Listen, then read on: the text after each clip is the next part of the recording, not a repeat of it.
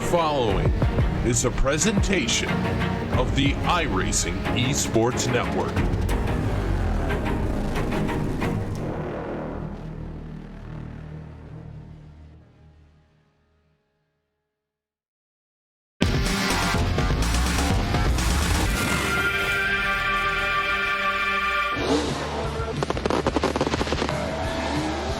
Here's to hugging corners, not cutting them.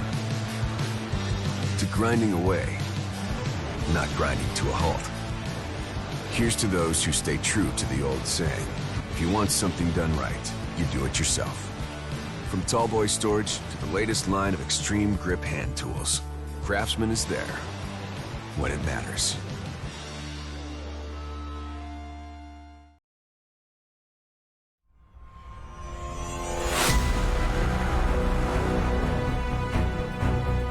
Good evening, ladies and gentlemen, and welcome here to Raceway TV for a special presentation of the 6th round of the World of Outlaws Craftsman Late Model Championship Series on the iRacing Esports Network and, of course, on Dirt Vision. Those who are in the know that there are some special announcement coming regarding this championship tonight.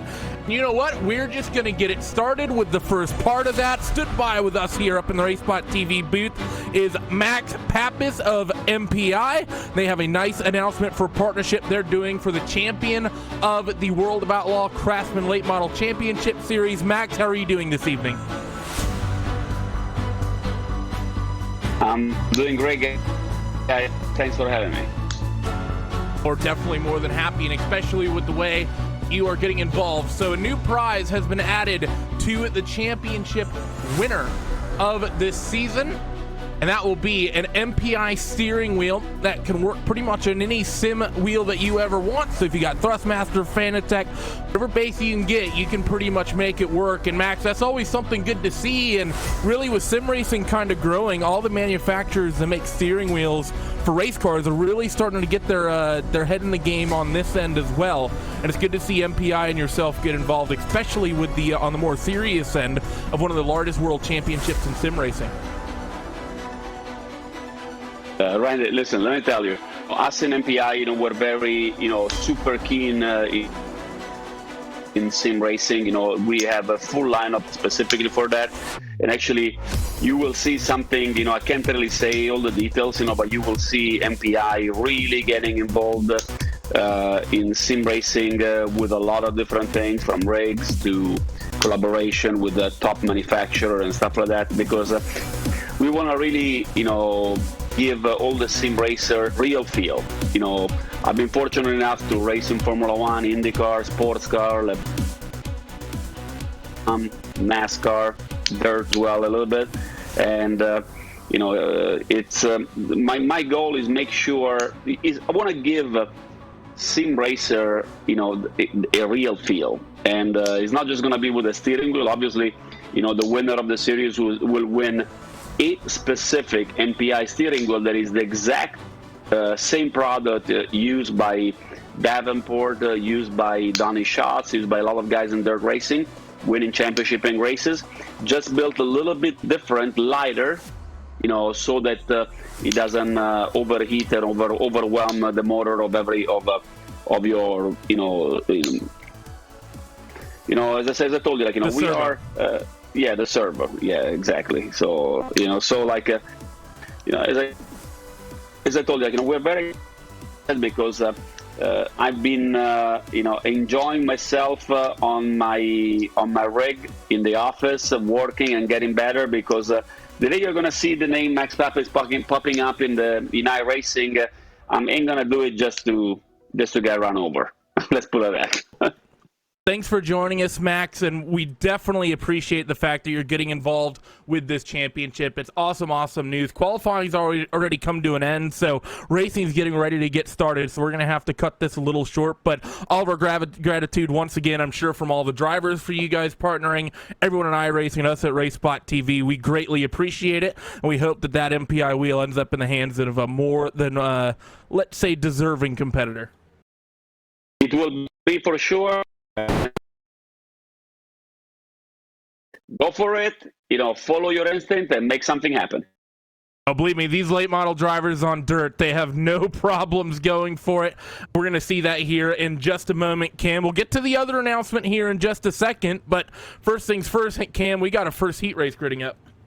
Yeah, that we do, and it's rolling off right now. No surprise, Howard Weaver is going to be running on the front of that, but how awesome is that? You get to just chat with Max Pappas. I mean, we are our Corvette GT1 that we have here on the iRacing service that has been a stalwart of all GT racing. He drove that thing for years, so for me that's really cool. But you know what, though? We get to sling some mud right now here at Volusia Speedway Park.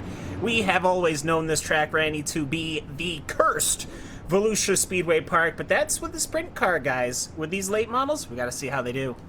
Howard Weaver definitely loves this place. He won the race here at Volusia as the season opener. Now he's on pole. Full grid rundown.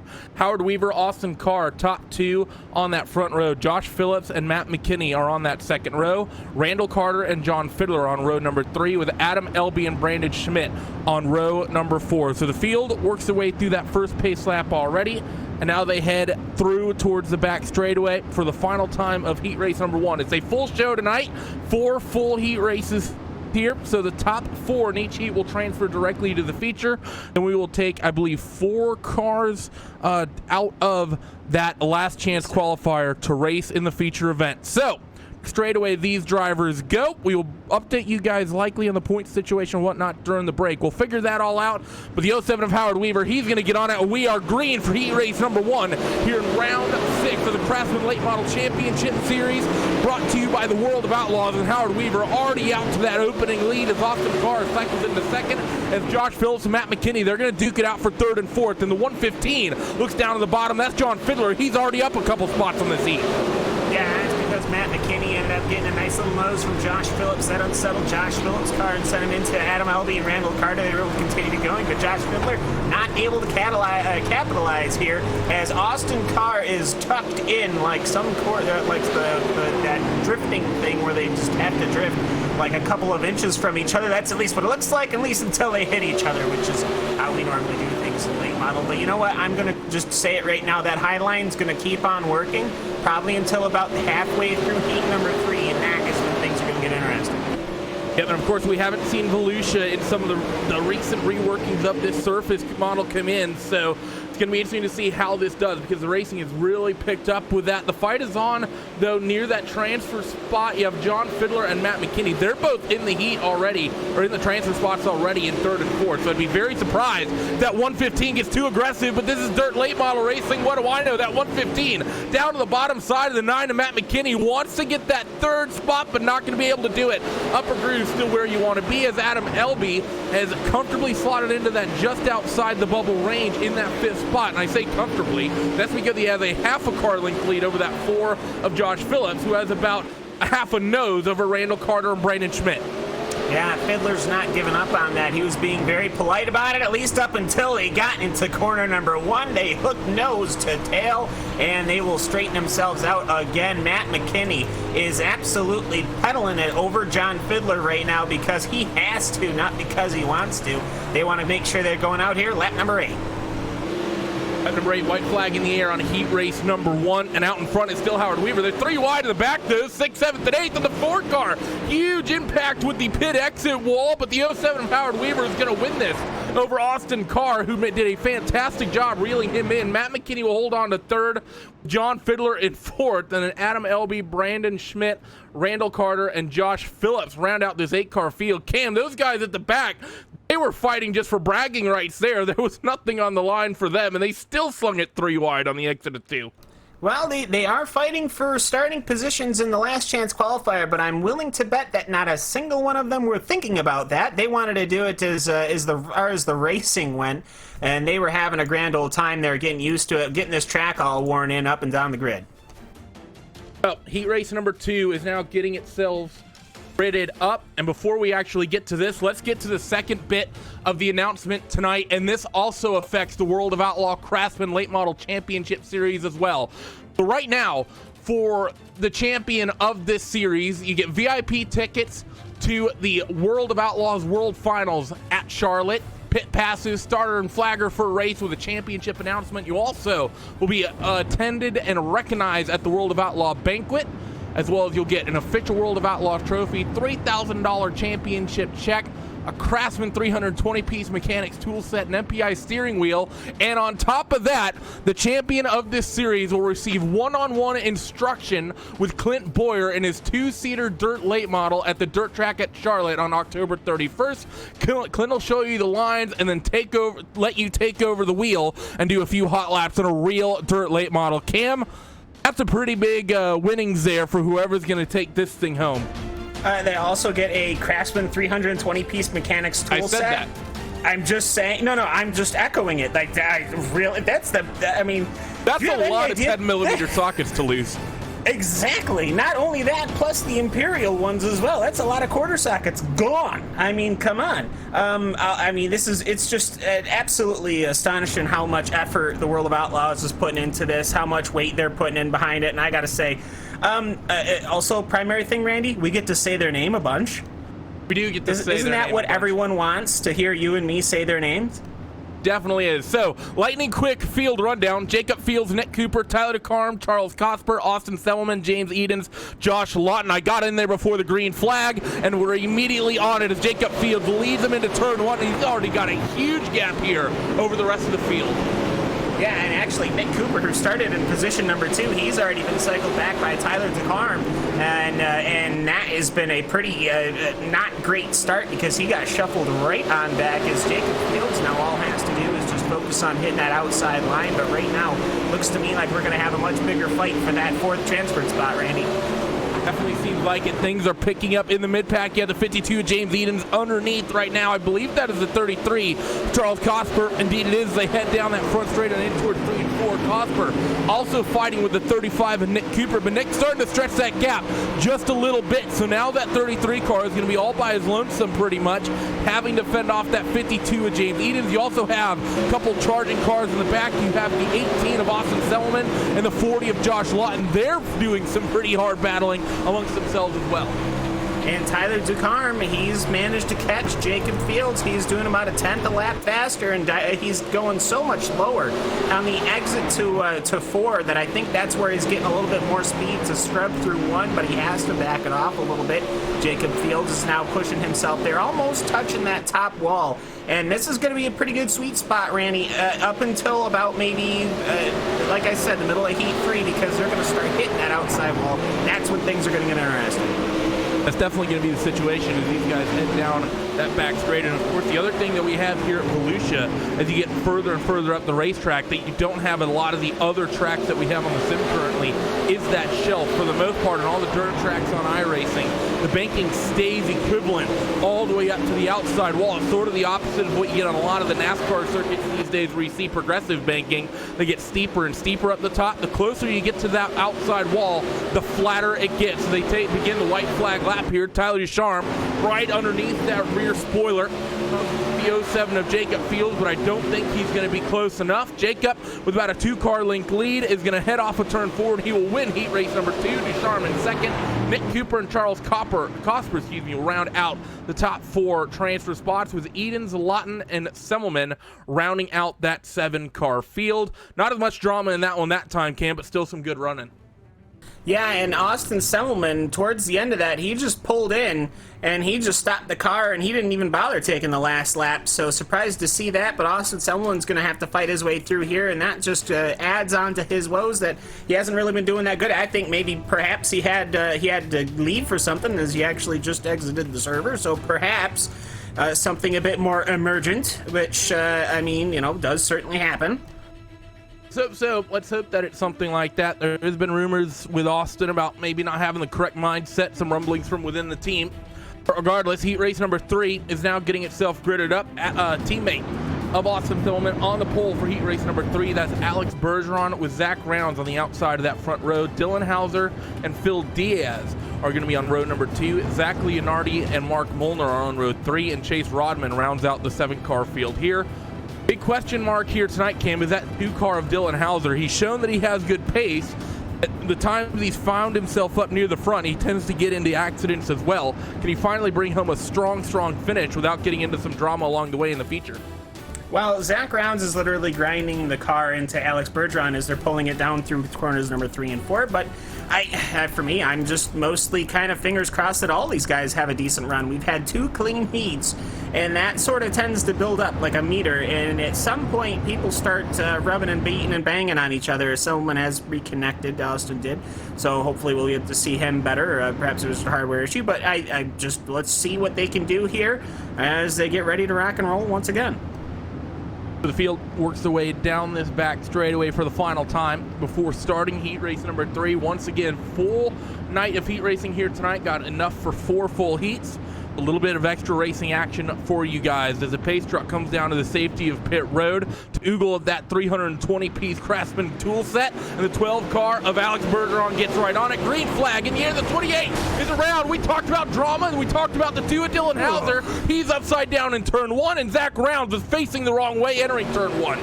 Yeah, Dylan Hauser did not have a grand old view. He was backwards looking back to the grandstand, which I'm sure is not the view that you want to have. So for Dylan Hauser, he's going to have to work his way through the starter line, which he had starting from 3rd. He's going to have to do that last chance qualifier. What that means with so many of those cars getting piled up in that, because it happened right at the head of the field, drivers that qualified outside of the bubble spot are now suddenly in. So 5th place starter Zach Leonardi is now running in 2nd. Chase Rodman started 7th. He's now in 3rd. And Mark Molnar from 6th is up into 4th. Phil Diaz started 4th, is currently in 5th, and is trying to close in on that 97 of Mark Molnar. He's been roughly on pace within the last couple laps, but he got not a lot of time, Cam, with this heat race already becoming halfway over right here, right now, to get himself into that 4th spot. Yeah, absolutely. Not much time at all. And, I mean, we want to talk about trying to get themselves working here. Philip Diaz, of course, one of the Lionhearts of the World Championship Series for basically the entirety of the iRacing service. He's going to have to work his way through here if he wants to make it that ticket to the finale, which is going to be a good old-fashioned slugfest, I believe. 50 laps around Volusia, which is going to, I mean, you talk about a half-mile track, especially like this, the Bowl, Randy. It's going to be, the track is going to be very, very worn in by the time they get about halfway done with that feature. Yep, likely just a little bit, as Alex Bergeron has a 1.5-second lead over Zach Leonardi as we're coming to the white flag lap here. Chase Rodman and Mark Molnar, they're wheel-to-wheel a little bit for the bubble spot now, 97 and 02. They're both already in the feature, running 3rd and 4th, but that is about 4 cars worth of starting spots if you can just pick up that one position. But Alex Bergeron, he's going to start at the head of the field as he takes victory in the heat race number 3 with the 24 Zach Leonardi in 2nd. Chase Rodman and Mark Molnar 3rd and 4th. Phil Diaz will finish in 5th with Zach Rounds and Dylan Hauser. They're going to have to do it the hard way from deep in that last chance qualifier. Yeah, and as we've already seen, passing on this track has basically been non-existent. Let's be real here. We've had good heats and we've had good running, but for the most part, unless people are willing to use that extraordinarily long front nose of these super late models, Randy, I don't see anyone being able to really make their way through that last chance qualifier. It's probably going to be, what, 15, 20 cars? So it's going to be difficult. Tough to say. It should be 16, maybe 15. It sort of depends on the number. But the thing is that even though with that few extra cars, the 15-lap total, that will have a pretty big effect on how much the track actually comes in. Let's take a quick peek now down the starting grid for heat race number 4 as Drew Hirschko and Garrett Nieberge are going to round out that front row. Jesse Carr and Virgil Graham are on row 2, with Kevin Dedman and Casey Kerwin on row 3, and Justin Thomas continue his woes and start deep here tonight in the last heat of the evening. They get ready to work their way through that 26 car, Cam. Drew has come so close in a couple of these races to pulling off a big win. A couple times he's just gotten robbed. I think the 26 just wants to get that chip off his shoulder tonight. Yeah, absolutely, and he also wants to get some good points here for winning the heat races. Of course, you get your points. He wants to get that good starting position. He wants to start in 4th position, and but Garrett Nieberge, he's going to want to do good. Virgil Graham is also going to be looking at this one, and don't count out someone like Kevin Dedman starting in the back of that 3rd row.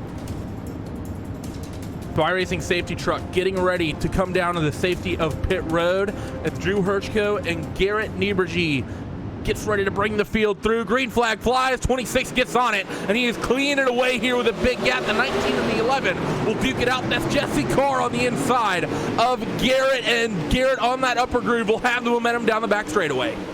Yeah, and Drew Hirschko, a good clean start there, no issues, as he's now got 4 or 5 car lights. They're going almost 4 wide across the starting stand, and they got to be careful there. Those big monster tires at the exit of, or the entrance to pit lane are they get ever closer as the race develops. But for Drew Hirschko, he's done his job. He's just got to focus on pedaling the car, as the rest of these guys are still duking it out.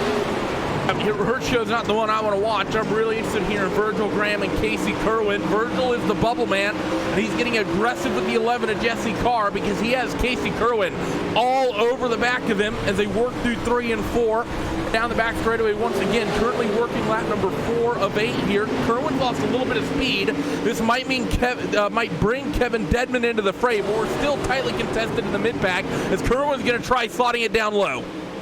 Yeah, and Justin Thomas took a big, hefty bite out of Kevin Dedman, so that kind of ruined both of their speeds, pressing in on Casey Kerwin. Kerwin is now free to press the attack on the 42 of Virgil Graham, which he does with pleasure. As the right rears are starting to grind onto the top of that Armco barrier, that concrete wall, as they go into the entry to 3. And I think as that happens more and more, it's going to be one of those situations where one of these times it's going to catch somebody out. But it doesn't seem to me like Virgil Graham really has anything right now over Jesse Carr. Definitely seems like as these guys head now for another trip around this racetrack. Down on the back straightaway, they're going to be coming. Drew Hirschko, of course, already in 3 and 4. Garrett Niebergete not very far back either. Jesse Carr and Virgil Graham currently rolling 3rd and 4th. Kerwin's lost a bit of time here as he get the white flag on heat race number 4. And that number 14 machine is only going to have one set of corners to maybe slot himself into the show. He's going to try it down low in towards 3 and 4, but it's not going to be able to get done as Drew Hirschko takes the victory with Garrett Niebergete in 2nd. Jesse Carr and Virgil Graham round out your transferees with Kerwin, Dedman, Justin Thomas, and Mark Molnar, all 7, or excuse me, that's it, 7 cars coming to the end of heat race number 4 there. Now, Cam, we're going to have ourselves a feisty, cheeky little last chance qualifier, 13 cars fighting for 4 transfer spots. Yeah, and Casey Kerwin is going to be starting from that 4th position. He wanted to finish in 5th. He's going to start his way in 4th. And you know what? That magic number 4, I believe, is that's the transfer cutoff, isn't it? So it's going to be your top 4, I believe. But for the most part, Randy, for the second time tonight, Cam, that's what I said. Yeah, I just making sure it's all confirmed now, because I know sometimes things change once the cars start rolling. But no, I just, as I'm looking at this, Randy, it's going to be one of those situations where right now, obviously the gloves are going to come off, but the track's not going to be there for the heats. It's basically, this is when we're going to start seeing the slide jobs. This is going to be when we're going to start seeing the nose cones going into the rear of cars. This is when we're going to start seeing... hopefully we won't see any more cars upside down today, but you never know. So here we go, starting grid coming across your screens. Let's do it in your ears. Adam Elby and James Edens on that front row with Phil Diaz and Casey Kerwin on row number 2. Brandon Schmidt and Josh Lawton on row 3. Zach Rounds, Kevin Dedman, row 4. Randall Carter and Austin Semmelman row 5. Austin is back in the server. Dylan Hauser and Justin Thomas on row 6. And Josh Phillips rounds out this 13-car field. At the 74 of Adam Elby, Cam, it seems like the last 3 or 4 times we've seen him, he's been having to come from this last chance qualifier to get into the feature. Yeah, but he has typically always made that feature, hasn't he? I mean, just again, looking at names, Austin Semmelman, this is going to be a massive mountain to climb. Josh Phillips is going to be starting way back there. James Edens, let's see if he can pull it off and he can make it to the finale. But other than that, we'll see who manages to climb to the top here for 15 times around this Volusia Speedway Park. 16 cars currently make up the feature event. 4 more will get their way there. 74 gets on it. 15 laps here of action at Volusia, and Adam Elby out to a big advantage. It's going to be James Edens and Phil Diaz, who do get out for that second spot. The 40 of Lawton is up in that fight and scrap as well. 3 wide between the 40, the 14, and the 94 up top as they work through 3 and 4. Bit of contact between the 40 and the 14, and Josh Lawton is around. That's going to be the end of his night, and that's a bit of a pileup on the front stretch. Yeah, you know what? Honestly, it was not a pileup. It was Joshua Lawton spinning around into the concrete barrier and everyone driving around him. I have no idea how that didn't turn into a massive pileup going into corners number 1, but they managed to pull it off. It seemed to me everyone at least breathed the throttle enough to where they were able to drive around the car that was crashing into the concrete barrier. And there have been some weeks, Randy, where we have not been able to say that. Right now, the 14 of Casey Kerwin is the bubble boy. The 5 of Kevin Dedman is the one chomping at the bit to get his way into this race, and he's reeling in.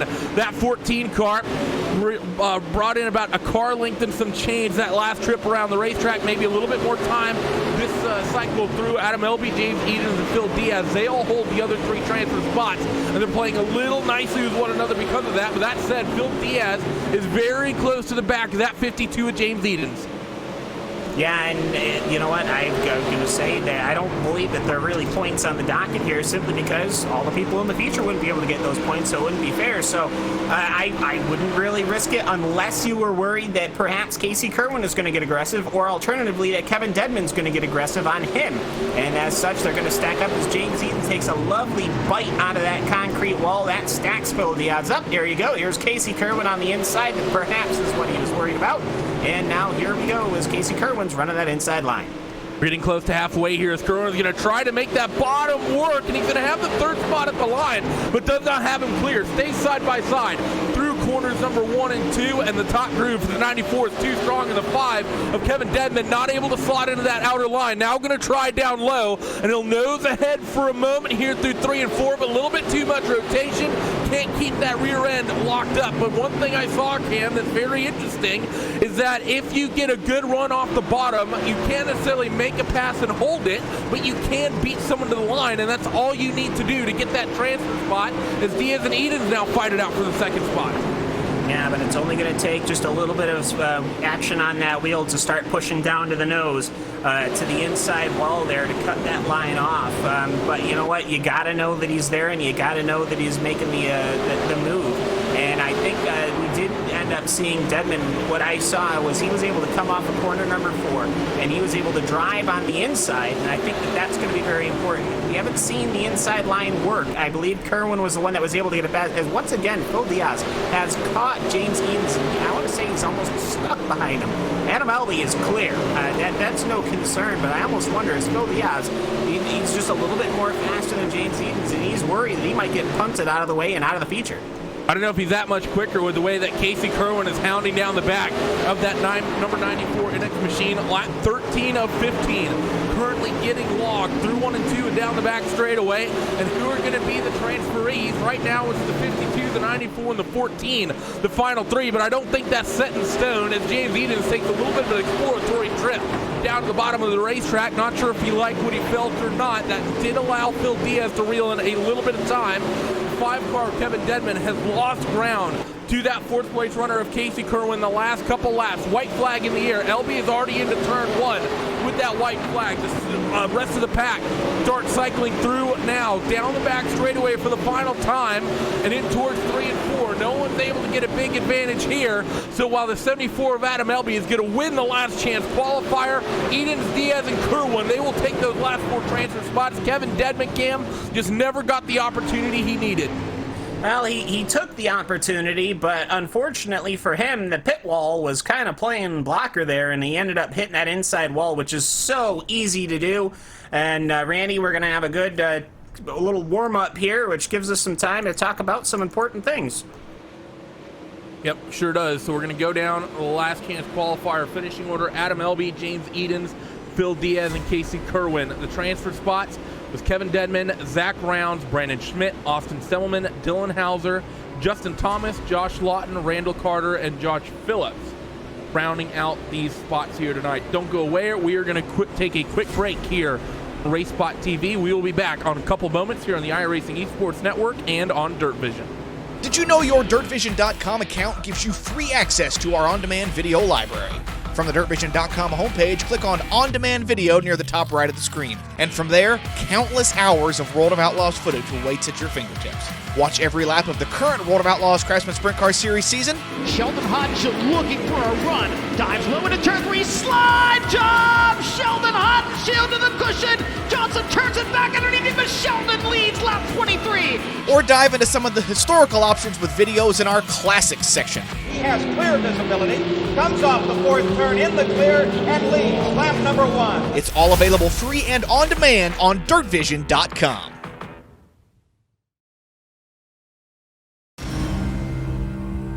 Man, I'm looking forward to the late model championship. It's going to be an exciting season. It all comes down to the wire for that championship right there in Charlotte. I think you're going to be able to go to the World Outlaw, not only the finals right there, but the banquet, and then the ultimate package is to get in my 2-seat dirt late model and burn some laps in the racetrack in real life. So looking forward to seeing whoever's going to conquer all and win that thing and spend some time with them.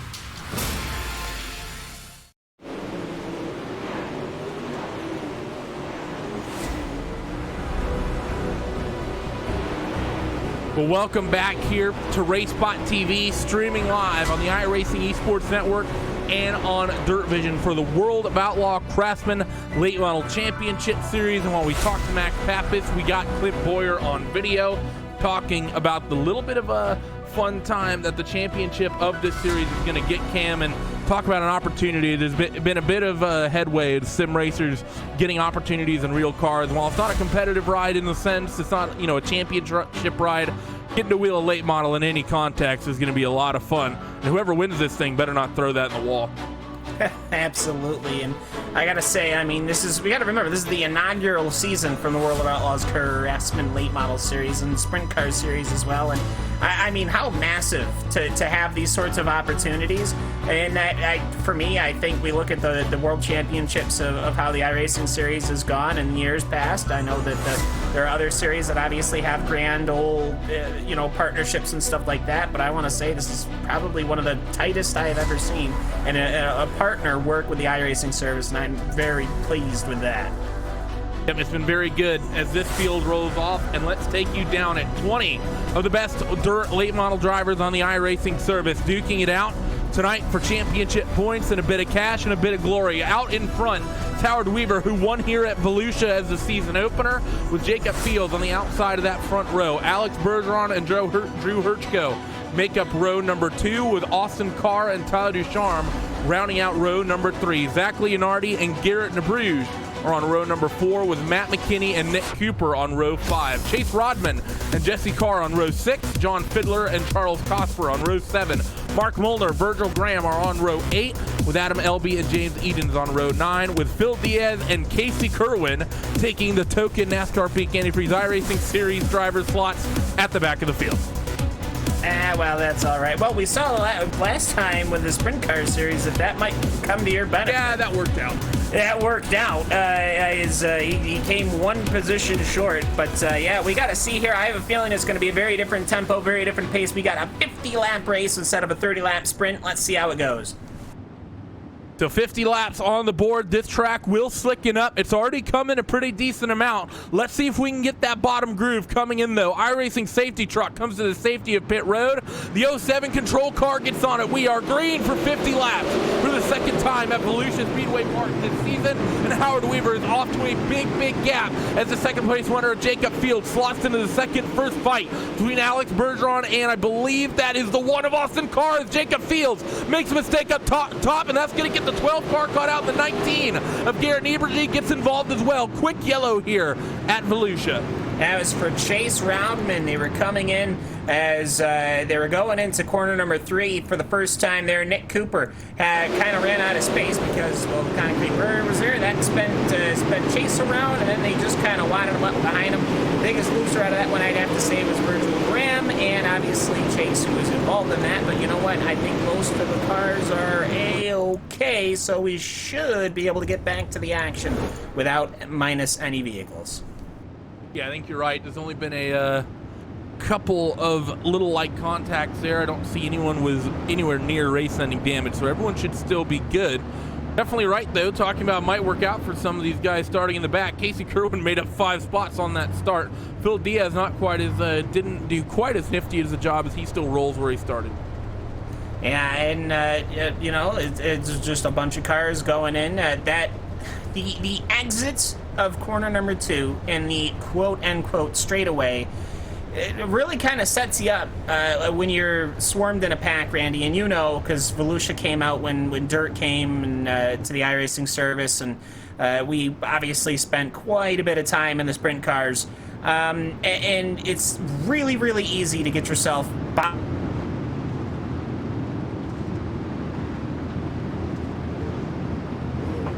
So, field rolls their way through corners number 1 and 2, as I believe we may have lost Cam. Try to get that sorted out. But it's going to be the 07 of Howard Weaver bringing us back to green flag racing here. The field heads down the back straightaway. Big mover after that little shakeup is going to be the 1 of Austin Carr. And in towards 3 and 4. iRacing safety truck did not get a chance to eat his nachos last time. Let's see if they do this time. Howard Weaver gets on it. We are back to green flag racing here at Volusia Speedway. Part 1 of Austin Carr cycles into second. Alex Bergeron in third, and fighting with the 007 here in that 4th spot. The 24 Zach Leonardi is checked up into the top 5 as well. And a little bit of contact. The 26 of Drew Hirschko goes around. Yeah, James Edens as well goes around. This is an accordion stack up here. It was Adam Albee, Casey Kerwin, and James Edens there. They stacked up, and then once Edens tried to go in, he almost tried to go in 3 wide. Then they went almost basically 4 wide, and unfortunately for James Edens, Philip Diaz was there to clean the house, and James Edens went around. So it was Edens that went around. The 26 car was in the process of doing that. I actually didn't see that 52 car go around. I saw the 26 get a little bit of contact, and I thought that's what actually brought out the caution. So my apologies on that one. But I think it's just, you know, people tend to be really, really aggressive in these cars, Cam. You know, and people are always aggressive on the starts. We see it in the peak stuff. We've seen it in the VRS GT World Championship as well. Whenever that green flag flies, it's people generally just see red and they just go for it a lot of the time. Sort of a skill that has to be learned in some respects. These guys just being patient and learning to work the flow of the race a lot more. Well, and for me, it's a 50-lap race. It's not like the sprint cars. We don't have a 30-lap race. We'd be 1/3 done with this race already if this was the sprint cars. We got 50 laps. We got a good feature-length race here. Settle in. You know, unfortunately, there was an accordion, which is always going to happen on restarts because that inside line isn't there on the restart going in towards the starter stand. Then it has to narrow out before you get into 3 and 4, and then you can run your race. Unfortunately, there was an accordion on the inside line, then they stacked up, and somebody ended up going around. Hopefully, they can get that thing sorted out, and I have a feeling race control was in their ears and going, hey, chill. So, lights back out on the iRacing safety truck. 07 of Howard Weaver has had a pretty easy night of it thus far. Quickest in qualifying, only driver to get down into the 15s, in fact. Dominated his heat race, and he's had to hardly do a lap here in the feature. Now, let's see if he's able to do so. Green flag back in the air. They roll off in towards 1 and 2. The 12 of Alex Bergeron going to go up to that top side as the 24 Zach Leonardi leads a train of cars down low. Yeah, they were 3 wide for a second coming off of corner number 2 in the middle of the pack. They're still thinking about it, but there's a ton of traffic down on that bottom line, which at some point is going to have to move to that high line. High line is still king, but the cushion is starting to work out to the top side of the shelf. And once you start in that shelf, the suspension starts unloading off that right rear, and you start getting slow because Austin Carr, he has been ducking that nose down to the inside line almost every time that he can in 3 and 4. And that means to me, Randy, that's where the line is starting to evolve. It is starting to come in just a little bit. You still have Bergeron and Leonardi fighting it out here. This is for 3rd and 4th on the racetrack. They were side by side for a moment, but you see the 12 car of Bergeron. So much momentum up top. The 007 of Jacob Field getting that big run off as well. Almost nearly able to get there to the outside of the 24 Leonardi, but just not quite been able to do so. Through 3 and 4 now for the 12th time this evening, and Leonardi doing a great job harassing the side of that 12 car of Alex Bergeron. The bottom groove has come in, Cam. You can run it if you have the car set up right. I just don't think a lot of these guys do. Yeah, and for me, it's Leonardi right now. Alex Bergeron typically is always kind of a madman on that outside, just dancing near that wall, so I don't think he's going to go down. But you know what? I have a feeling this is one of those situations where you have to. Austin Carr, he is pretty comfortable in the midline right now. His nose isn't tucked in, but he is throwing the car to that middle line lower and straighter than Howard Weaver. And Howard Weaver, that rear hangs more and more almost every single lap, and while that might be comfortable, I'm not sure if it's fast because Austin Carr was 2/10 faster that last lap. Definitely was. The thing is, though, is that this has been a very tricky track to pass at tonight. But, and on top of that, the 07 of Howard Weaver really likes this place. A little bit of mistake off corner number 2. Weaver blocks the top side. The one of Austin Carr is going to go down to the bottom on the fight for the race lead. Howard has momentum up top. The one not going to be able to get the job done just yet. And while these guys have been slowing each other up, racing with one another, look who's checked in. The 12 car of Alex Bergeron has come from 3rd place and reeled these guys in by a mile and absolutely left the 24 Leonardi in the dust. Yeah, well, I was going to say Leonardi's been able to close in as well. Leonardi was actually fastest out of these 4 drivers. That last lap, lap number 18, is now the laps they're starting to take down here. Big old dust storm also for basically anyone in the middle of the pack, which is exactly what you want to see. And Austin Carr, he's at that point now where Howard Weaver has to drive defensively. How I'm looking at it is Austin Carr is almost, he's primed. He's got the pipper on the car in front, and he is now waiting to do the dive as he seems to be getting more and more closer, and it's only a matter of time, Randy, before something starts kicking off between these two. He's going to get back in line, though, for now. He definitely is pretty close to Howard in terms of the pace. He just needs that bottom groove to come in just a little bit. You know what, Cam? I think, honestly, if you're the one of Austin Carr, you can't get the job done just yet on that bottom line. It may just be advantageous to go up there on that top side, get an extra car running that line, and wear that groove in as much as you can. We got caution out on the racetrack.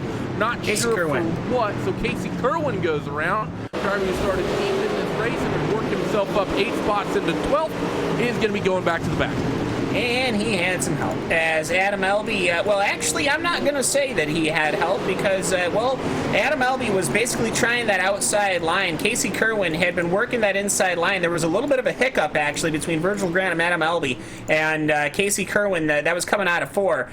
Kerwin tried to get that position to the inside, but obviously, you almost touch, you almost touched that pit wall. There's no corner for you, really, to take, and he just drifted up the track. And really, for Elby, I don't really know what you can really do other than maybe hitting the brake, which will allow Virgil Graham to eat your rear spoiler. Yeah, I don't think there's anything that could really be done there. I mean, the 14 car just on the bottom, it wasn't a dirty pass maneuver or anything. He just flat out got tight. Yeah, I mean, the car just didn't get thrown perhaps as much as he would have liked. You know, if he threw it a little bit more, carried a little less speed, you know, maybe he would have had it. But, you know, I think that was just a straight-up racing incident, which settles everything down. Now we know that Austin Carr's got a pretty good car under him. Alex Bergeron can run that high side, and Leonardi might be coming into the picture now. Yep, definitely something to keep in mind here. Should still have a 2x2 restart. I think because we got that long green flag run and the nature of that accident, race control is not going to look too sternly on that one, and that's exactly the situation. A little bit of damage on the back of that 07 car of Howard Weaver, who's definitely been having some looks to the upper lines as he comes off a couple of these corners, and the exit of turn 4 is where you will typically drag right rear, but I'm sure there's a little bit of paint off the nose of that number 1 Chevrolet of Austin Carr as these guys head through corners number 3 and 4, and we get ready to come back to green flag racing. Lap number 24 of 50 is going to be half distance pretty much here as they're back to green flag racing, and Weaver has the preferred line in towards turn 1. The 1 car of Austin Carr not able to jump it as Bergeron is trying to stay steady in that 3rd spot, but Leonardi's hooked up top, and he's going to take P3 away. Yeah, I almost thought that Bergeron took a bite out of that 07 car going to the restart, but no, he did not. His car, we are right back to what we were doing just before that caution came out, but Leonardi, he was able to make that pass. Is he going to be able to make the lap times? As who's that running way down low? That's DeCarm, and now he's going to slide up top, and that is going to...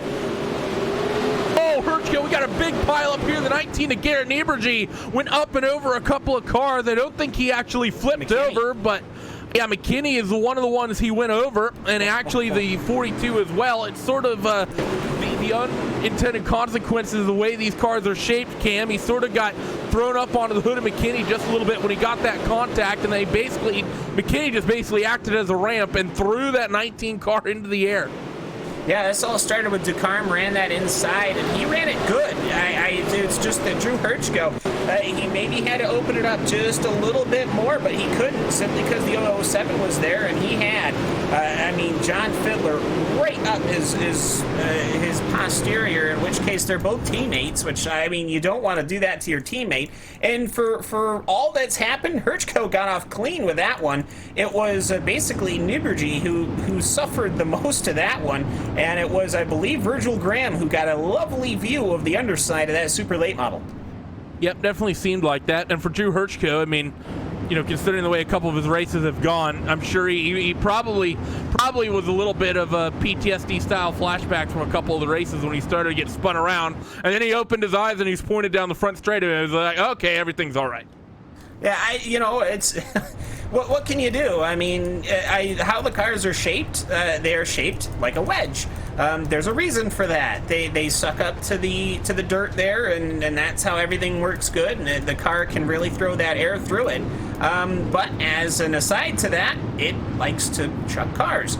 Honestly, I'm surprised that we've seen this all happen in Ibergy. For all that's happened to that car, at least the four wheels, at least in the suspension, seem to be straight because he's going to try to wrangle the car out. Unfortunately, there's not much car left. Well, if you ask Mr. Mike Budzian, this is not a real wedge-style super late model. He will show you what a wedge-style super late model is, and it has a sideboard on it, and they were fast as these guys head towards corners number 3 and 4 once again. Austin Carr is going to have another attempt to make a move here. We've seen one race this season stolen that way. It was by that 12 car of Alex Bergeron. Austin Carr not able to do it. Weaver back into the race lead with 20 to go. Yeah, and Howard Weaver had it good, but Leonardi, he's intentionally choosing that inside line, it seems to me, and he's almost onto the inside of Austin Carr. Carr has to open up because he can't take the line that he wants to, but that allows him to draw side by side to Howard Weaver as they go past the starter stand. We are well past halfway, 20 to go, Randy.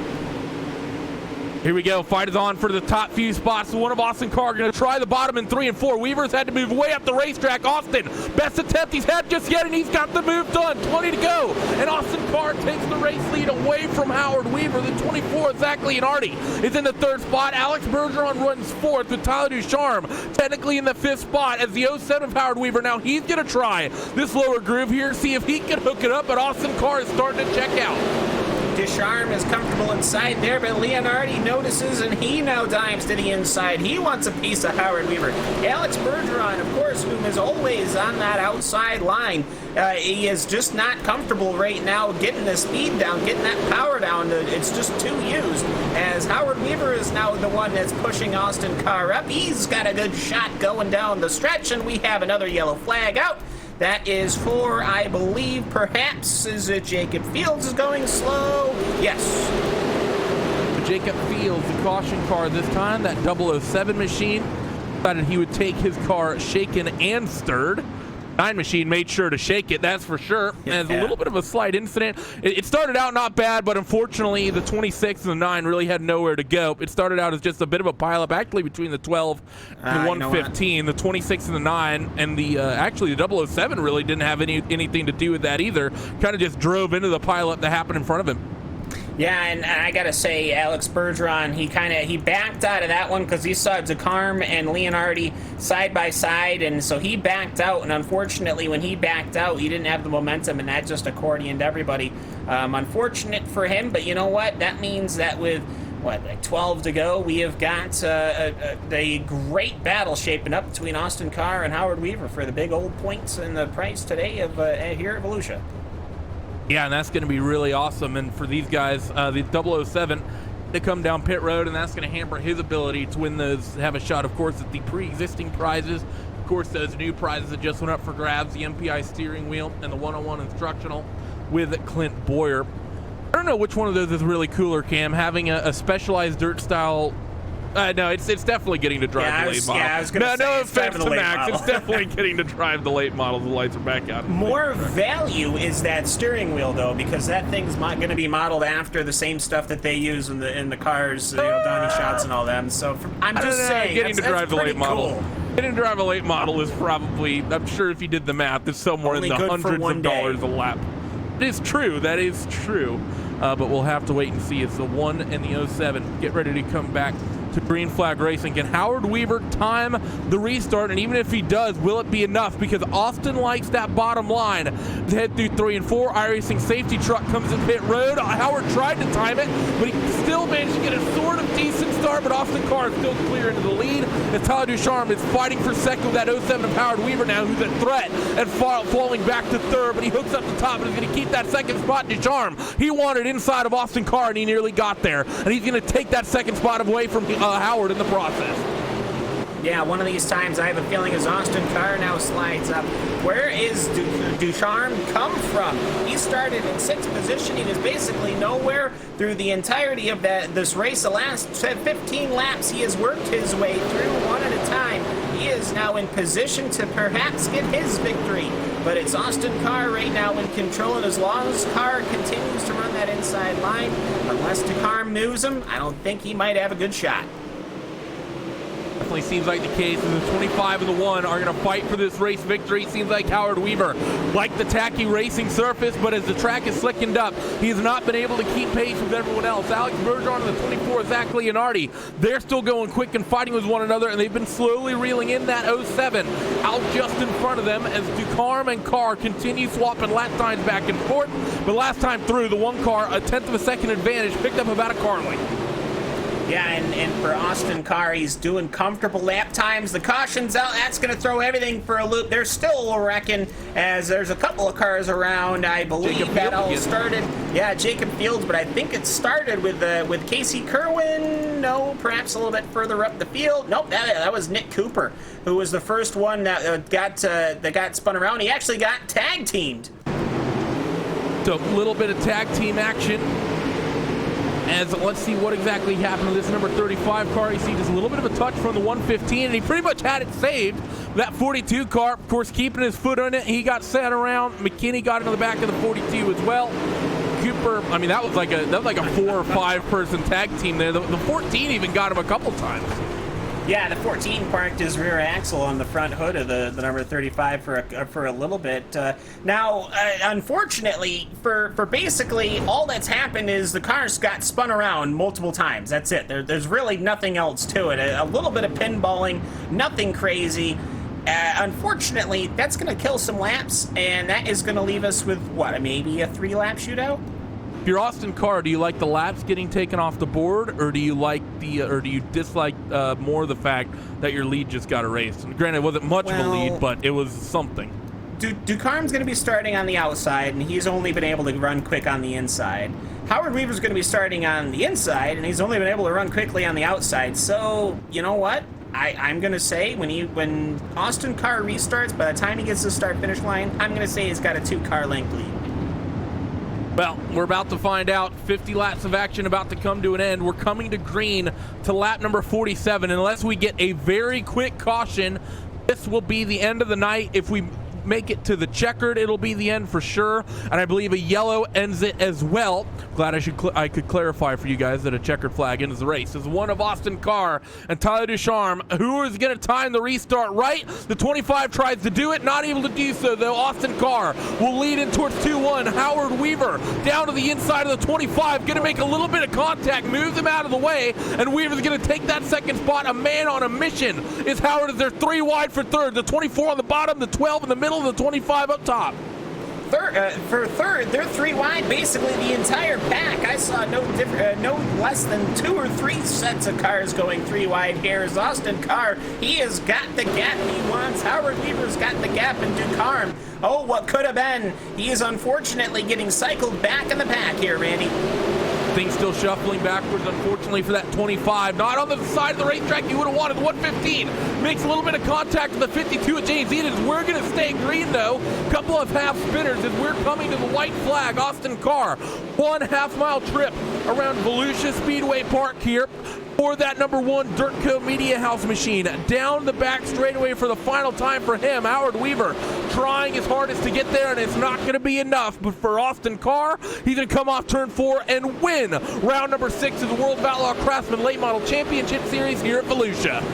Car number 1 takes position number 1. Good day for him. He started in that 5th position, and boy howdy, he managed to find the grip, and he worked his way through. The entirety of the field's going around him left and right. I'm sure they're waving, or at least saying hi in some respects. Shaking their fists in anger. Yeah, that's it. Both hands. But you know what, though? I gotta say, that was outside of those early cautions, which wiped away those laps. The track really worn in that inside line, then basically to Carr and into Carm, and that's kind of the tale of two cities here, because Carr's in victory lane and DeCarm didn't even finish in the top 3. So let's go down your post-race results. You've been staring at the top 10 for a couple moments here. It's Austin Carr who takes victory over Howard Weaver in that 2nd spot. Alex Bergeron in 3rd, Zach Leonardi 4th, and Tyler Ducharme rounding out the top 5. Matt McKinney's in 6th, Adam Elby in 7th. He's up 10 on the night, 17th into 7th. Virgil Graham 16th to 8th, and Casey Kerwin from dead last in 20th finishes in 9th, so it works out for him.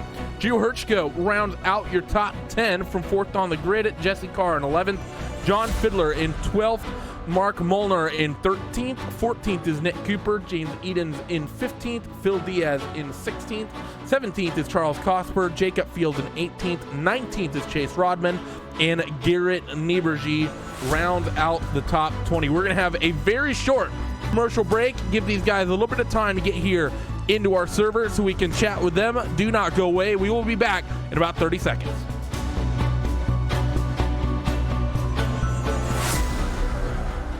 Courage at the mile. What part did courage play in this victory? Kinzer going into the corner, trying to get by Dale Waxo, makes contact. Hell of a lot, I'll tell you that right there. So many times, everybody had lost track. Look at how it shot up on the center track. Tell you what, that was some close races at a high speed.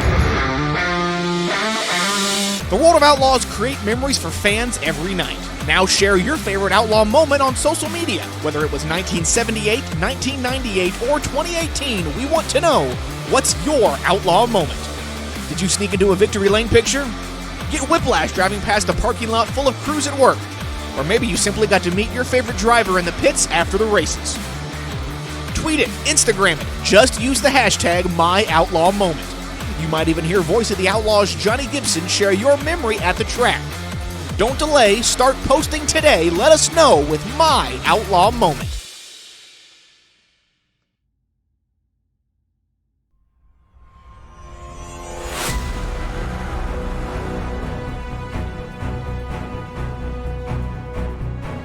Welcome back here to RaceSpot TV, streaming live on the iRacing Esports Network and on Dirt Vision. And what a race was tonight, and the driver who's going to maximize his points and the chance to have victory at those Craftsman tools, the MPI steering wheel, $3,000 championship check, trip to the World of Outlaw banquet. I want to go to the World of Outlaw banquet, I'm not going to lie. It's going to be that driver of the number 1, Austin Carr, who had a brilliant night of racing tonight, and he is going to be stood by with us momentarily. Austin, it was a strong night of running for you here this evening. You looked fantastic out there. Very competitive night. The track seemed really, really racy. How was that car hooked up this evening? Yeah, we finally actually took the time out, took a break from the bars and went out and actually tested this whole week and finally got a good piece under us. And I just wish the track would, the beginning of the race with me and Howard, that was freaking awesome. Running 2 lanes like that. Even the bottom in 1 and 2 came in, which is really weird. I haven't seen that here. And it was just a good race all around. I wish everything in the back would have cleared up a little bit, because I think me and Howard would have put on a show. definitely can agree with that. You guys, I mean, there was at least there was a phase in the race where you guys were side by side for about 5 laps. Then we got a field reset, and then you managed to do it again before you eventually took the lead. You were one of the few that were running down low, even though the bottom, did come in. What do you have to do to the cars to make that bottom work? I think so many people have gotten used to just running the top side of the way the surfaces used to work, that they don't know the setups on how to make things work down there. What changes do you actually have to make to your sets to actually stick that bottom and be able to make passes? It really, without giving away any secrets, it just comes on to driving style. I mean, to me, I'm keeping the car almost straight as an arrow. Honestly, I was actually having to use the brake to keep the car down there a little bit, besides in 3 and 4. And to me, I wish the tracks would be black slick like this. And to me, my setups favor that more or less. And you get good racing better on the slick. Everybody slows down. Well, some people slow down and actually have a good race, but it all just comes down to preference and what you like on the car. Like mine more tight, other people like it loose, but it's just all driving style. Well, thanks for joining us, Austin. Congratulations on the big win tonight. Before we let you go, who gets it done? I definitely got to thank UDSRA with Michael Rosendahl and everybody over there on my team. Got to thank Dirt Car Racing, Dirt Co Media House, Tim Hunt Designs, Sprint Car Insiders, and I got to thank you guys in the booth, Tyler Hudson, for doing all this, doing this amazing championship series, and everybody that gets this stuff done. Well, there he is, driver of that number 1 machine, Austin Carr, with the big victory tonight. Second place, someone who I think is probably going to feeling they came up a little bit short with the way they performed this evening. Probably going to be thinking he got a tomato in his wrap. It's going to be the 07 of Howard Weaver. I didn't hear any of that first part other than a tomato in my wrap. So I guess that means it was a bad thing. Yep. It's supposedly. No, I'm happy because Austin Carr, anytime he's behind you, you gotta be lucky to be going straight at the end. No, I'm just kidding. He was clean, but I'm happy to get second for sure because I haven't been running as good lately. Yeah, and we did end up having a couple of cautions, which was a bit unfortunate. But you know what? The track was able to get those green flag laps running. You were all right dancing that high side. Austin Carr, I think, maybe had a little bit more speed, but you had the position. But once that inside opened up, were you expecting the track to open up that much?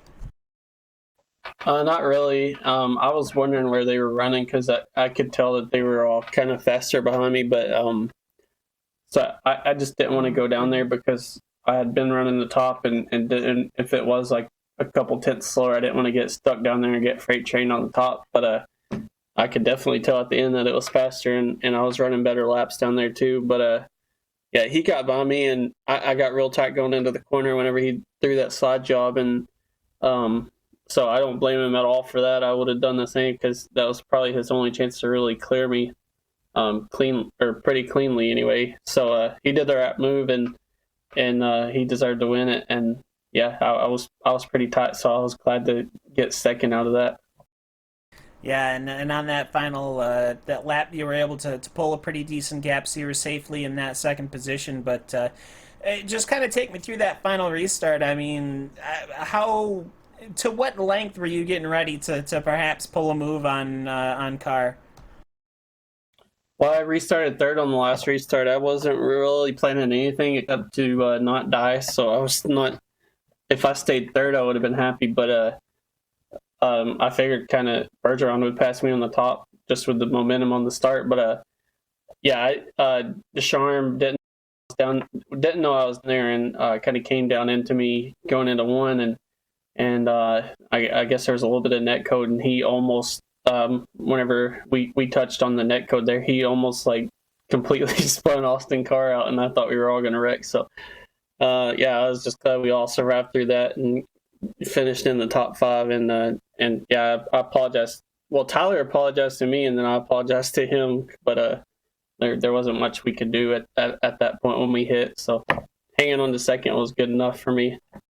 Mutual apologies. As you can tell, these guys are... We're from Canada. I see. So either way, Howard, we're gonna give you the floor, and you can give a shout out. Oh, we can't. A thank you to whomever you would like to. Platform that I'm about to give you in a few seconds. All right, I want to thank iRacing for adding Volusia because apparently it's my only good track now, and I want to thank School of Racing Graphics, Ray Vanderlinden. They have awesome designs for real cars and sim racing, so check them out. And then I just got to thank VLR and Team Friday, Race Spot for the coverage, World of Outlaws for the series, and Cam can thank whoever I forgot for me. There you go. The tiny dog in the background. Yeah, I didn't know if you guys could hear him. He's like 3 rooms over. Oh well. It's fine. What kind of dog is it? That we're more interested in the dog than you, to be honest. The one that's barking, I think, is a Pomeranian. The other one that's not barking, That thing's feisty. yeah, the other one is like a Chihuahua and Jack Russell mix. So, What is that? Oh, that's Dylan, you named him? yeah. The Austin one barks a lot, but doesn't have much bite. Okay, got you. Well, with that, Howard, thank you. We'll see you in a couple of weeks. We're going to Knoxville next week, and I believe after that we're going to Limaland. So we'll see you. Thanks very much for hopping in the booth with us, as always. Congrats on finishing in second, and we'll catch you next time. Yeah, thank you guys, and good job again to Austin Carr. Oh, there you go. So, Randy, that's the 07, not the 007, which got sent in the spin cycle, just the 07, and you are going to be standing by with the 1-2 of Alex Bergeron. Yep, the 12 car of Alex Bergeron comes home third tonight after a pretty solid night. And Alex, you have to be happy with that. You've sort of been you went on a bit of a heater, and now the variance is coming back your way, and you're starting to get the rough side of luck. You finally kind of rebound with a good third place finish tonight. How's that 12 car? Pretty happy. We definitely needed the points tonight again, and having a good night, which we did. I felt like I had a shot to win tonight, but it was kind of tough to pass the first 25 laps. So I just tried to hang on there and try to finish in the top 5. And at the end, it was an awesome track there. At the end, we could pass, and we were able to go down the bottom as well. And Zach was there too, so that was a good race there. And at the end, and congrats to Austin for the win. Well, we got for the sprint cars, Knoxville coming up next week, Alex, and that was always a track favorite for the sprint car guys. You think we're going to see another awesome race there tomorrow or next week? Excuse me. Oh, definitely. Knoxville is always a good track, and especially for me, it was always a good track too. Just like Williams Grove last week, we had bad luck last week, but we're definitely looking for a good result in Knoxville, and pretty sure it's going to be awesome. And we'll try to get a better qualifying there this year, or I should say. This week coming up, rather than the last one we had. I think I qualified like 7th last round there, Knoxville. So we'll try to get at least a pole or second place or like better. I don't know, but definitely try to do better and hopefully get the win next week. Thanks for joining us, Alex. Congratulations on a strong finish here tonight. Before we let you go, who gets it done for this 12 car? Well, thanks to Garrett Robinson and my spotter and crew chief. He helped me out with a setup this week a little bit, help, and can't thank him enough. We had a good car tonight, and VLR too for helping out for the team as well. Congrats to Howard on second tonight. And all my sponsors and supporters, their collective and racing.com, Meyer Inc., their car racing, BK Designs for an awesome paint scheme every week for the broadcast. You guys for broadcasting, and we'll have Outlaws for putting this on, and yeah, we'll look forward for next week. See you then, Alex. See you. Well, Kim, it was an exciting night of action tonight. Couple key announcements on some new sponsors and new prizes, and a fantastic night of racing to cap it off. And I don't know if there's really much else you could really ask for. I think the Howard Weaver, though, could have asked for, I guess, a good night of racing that's going to help stretch my championship points lead and over everyone but Austin Carr. He got just that, and considering he was 100 points ahead of Austin Carr, Howard pretty much had his cake and ate it too tonight. Well, I mean, the points have been tallied and input into the thing, so it's 436 points for Howard Weaver, 410 for Zach Leonardi, who only finished 2 spots behind. So, I mean, hey, there's 26 points between first and second, and all you need is to have one bad night, and things can certainly change. But either way, Randy, I gotta say, 50 good laps here at Volusia, a couple of cautions, but you know what? I have to say, overall, we got to see the track run in. I'm happy.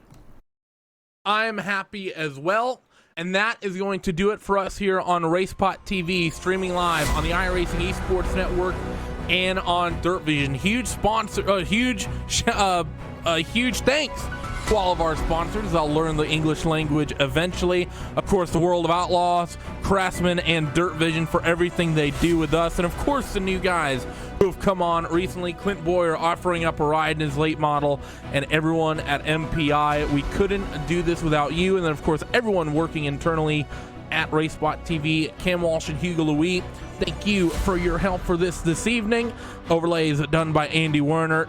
Development from Appgeneering.com, Simon Grossman and Nick Tisson for the RaceBot TV live timing. We have some more broadcasts coming up this week, biggest of which will be the VRS GT iRacing World Championship race. That'll be 4 hours of Suzuka. You can join myself, Paul Smith, Connery Maddock, and occasionally probably Will Vincent, somewhat begrudgingly, over the course of that event. That'll be this coming Saturday. That World Championship has been heating up. Be sure to tune in and watch it. Until then, we hope to see you next time. Bye-bye.